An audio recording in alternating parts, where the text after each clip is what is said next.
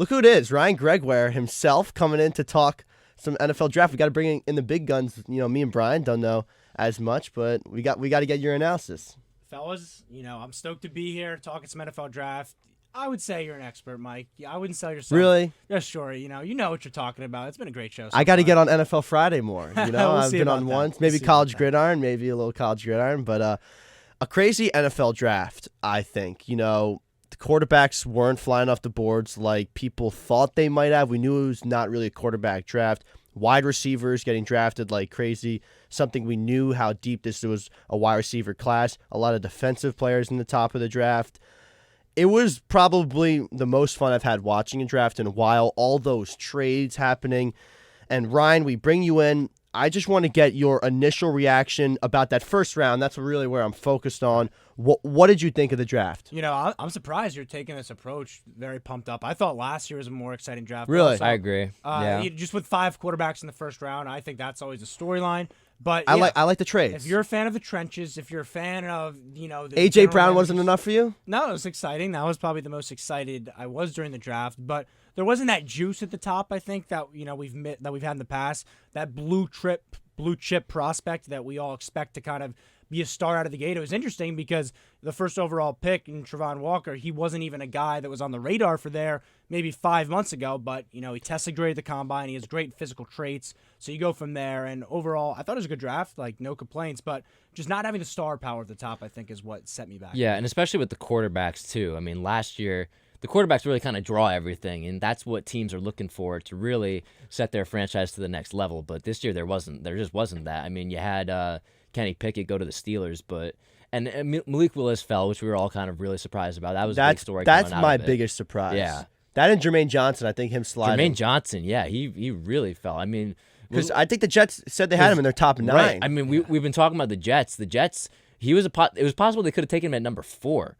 And then all of a sudden they trade up and get him at 26. So that's a huge win for the Jets. And then you think about Kyle Hamilton, who might be the best defensive player in the draft. He slides, to the Ravens. I know in our college gridiron mock draft, Danny Scott took him at 4 to the Jets. Oh. So that's, I think, emulates how crazy this draft was, where you could have said, give me the top 5 an hour before the draft, and you could have missed on all of them except maybe, Walker, number 1. Yeah, no, there was no clear cut set order. We talked about Jermaine Johnson at 4. I was like, all right, they pick him at 4, I'm set. Like I wouldn't have hated the pick at 4 to get him at 26. It was fantastic. Steal. ACC Player of the Year. We know how much of a stud he's been. So I mean, like there's really just, I think that's a great point, Mike, because the 1 through 5 was shocking. Just like the order, like there was no read on the draft. Mm-hmm. Different reports always get leaked and stuff like that, and the picks get leaked on Twitter, we know. But going into it, there was not the consensus of this is going to be the order. Derek Stingley, he goes 3rd overall. He is someone that, a year ago after his freshman year, he was anointed the next guy, had some injuries, a little bit of struggles. He fell. He's getting mocked around that 10 to 20 range. He goes 3. That throws everything off. No one thought he was going to be cornerback number 1 drafted. Everyone thought that was going to be Sauce Gardner. So there was really some surprises, and it shaped everything to be kind of unexpected. Yeah, so it's 1 Walker, it's 2 Hutchinson.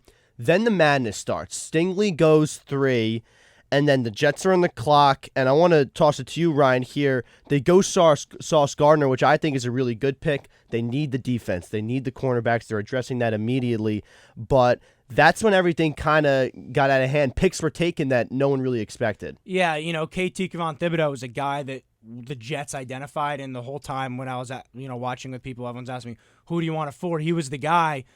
Sauce Gardner, though, just a fantastic corner. I love the pick, yeah. I didn't see too many people put Stingley over him going into it, and so to get him at 4 when another corner was drafted, which is just fantastic. And first-round corners, they typically struggle out of the gate, so obviously year 1, the expectations are tempered. But this is a guy who just, there's an island, and then there's Sauce Gardner. You just don't throw to his side of the field, and that's bringing back the Jets teams that were successful, because we know... Or another island.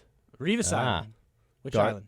Revis Island. Yeah, so I'm saying, like, that's the last time the Jets were anything, besides a laughingstock. So to reestablish that culture of just flipping a side of the field to where you can't throw, it's exciting. And I think having 3 first-rounders Joe Douglas, this is his team now. This is his coach, his first coach that he chose. This is his quarterback, the quarterback that he drafted. It is now Joe Douglas' team on the football field. He's done a great job, I think, flipping the roster over from the Mike McCagnon era, Adam Gase, Sam Darnold. This is now his team, and so 3 first-rounders. There are, I don't want to say this year, but after this year, I think there are real expectations because everyone's loving the picks, right? Like, everyone is praising Joe Douglas for every move he makes. Well, we need to see him on the football field because his teams haven't won games. So I think this was a big draft for him, make a statement, get 3 guys you brought up in his top 9 on the big board. And anytime you do that, you have to feel great about your chances. And the Jets, they're improving the areas that they really need to improve on. Obviously, there are still holes, but I mean, in terms of the first round, you get Sauce Gardner. They really needed to improve their secondary because that was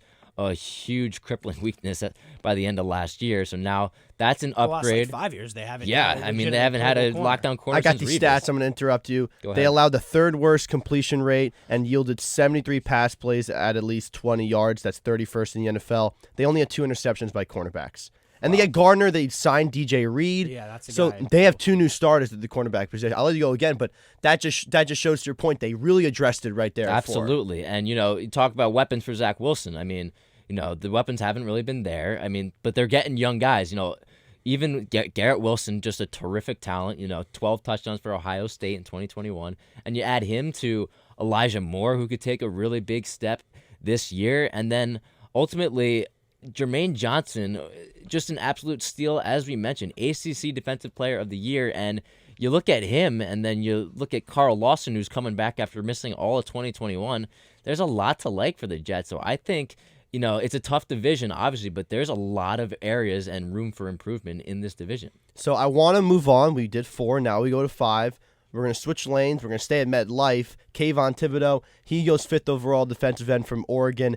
That's the pick that we didn't expect. I think more people knew Sauce could have gone 4 than Thibodeau 5. I was shocked. I thought it was Neal. Yeah. I think a lot of us thought it was going to be Neal. They end up getting lucky. They get him at 7. We'll get there when we get to 7. But Thibodeau goes 5. Ryan, give me your reaction. Yeah, I was very confident the Giants were going to go another direction. Very confident they were going to go Evan Neal there. And I think it just kind of fell into their lap. They claim that, Thibodeau is like the top player on the board. It was Thibodeau and Neal. They never expected him to get to 5, and we talk about Stingley going 3. That set the chain reaction for everything because then the Jets have to grab the corner. They don't go Thibodeau, and he just falls into the Giants' lap at 5. Giants know they can get a tackle at 7, so they don't address that until that pick. But, yeah, I think that's just a fantastic move by the Giants. It's a new era. It's no longer Dave Gettleman's team, and I'm not a Giants fan, but I think you can really tell there is a culture that is getting put in place by Brian Daboll in this front office, and that's a great move to kind of get that going. Yeah, I was ecstatic when Kayvon Thibodeau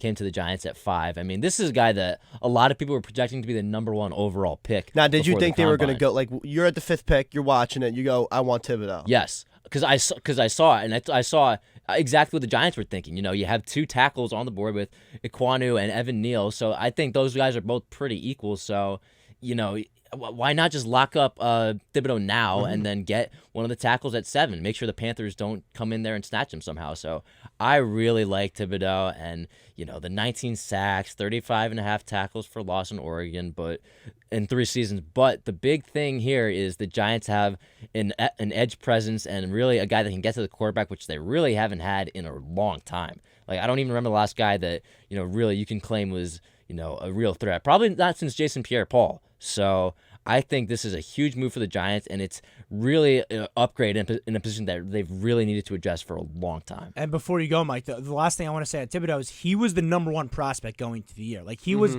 the guy, and during the season, too, it was like he's going to be the first pick, tank for him, whatever. So to get him at 5 when I guess he didn't, measure well at the Combine, but this is a guy, surefire, just produced everywhere at Oregon. You have to feel great about, locking up that defensive front.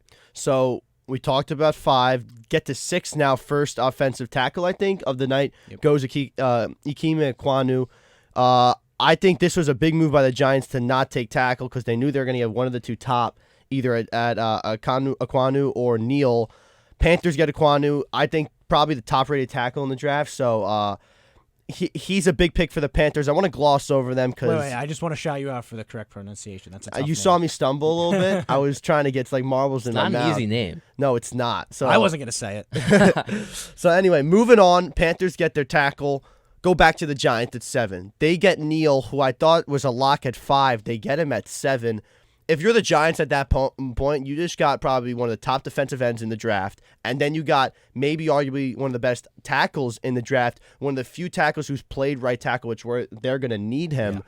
That's just such a big win for them. Yeah, a lot of, as we mentioned, a lot of things really went right for the Giants in this draft. You get, Thibodeau to fall for you at 7, and then, you're able to get, at 5, and then you get Neal at 7. I mean, this is really everything they could have asked for in the draft. This is the best I felt about a Giants first round in years. I mean, and then as for Neal, I mean, he brings so much versatility too, which will also help him because he started at left guard, right and left tackle. So he really can give them everything they need. And Daniel Jones, the protection for him, it's bolstering up a little bit because, and through the draft, because you had Andrew Thomas getting drafted a couple of years ago. He didn't have a great first year, but last year he really stepped up at left tackle and really showed that, he can protect his blind side. And now you have Evan Neal at right tackle, assuming that's where he's going to be.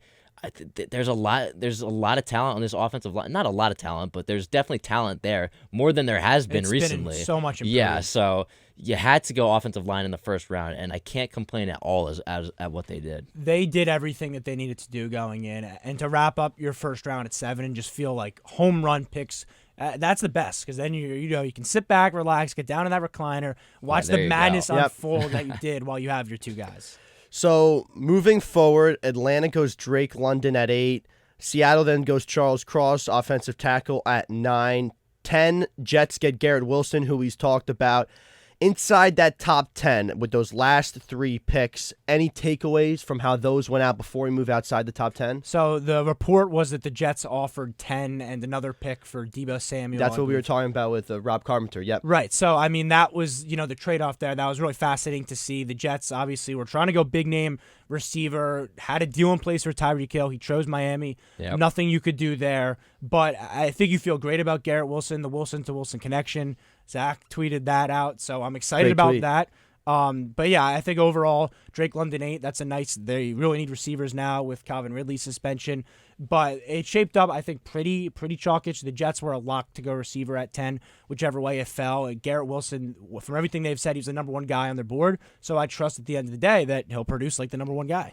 Yeah, and I mean, he's shown that he can do that with his production at Ohio State. There's a lot to like about Garrett Wilson, and Rob Carpenter mentioned, great at getting 50-50 balls. So if he can really step up and really be, a great option at receiver for the Jets, I mean, this offense has the room to improve. It's just all about whether Zach Wilson can develop in that second year. One quick thing, you said Garrett Wilson was the number 1 guy on the Jets board. They said, do you think they just say that? So it's so funny because every team's always like, he was the number 1 guy. Everyone gets their number 1 guy.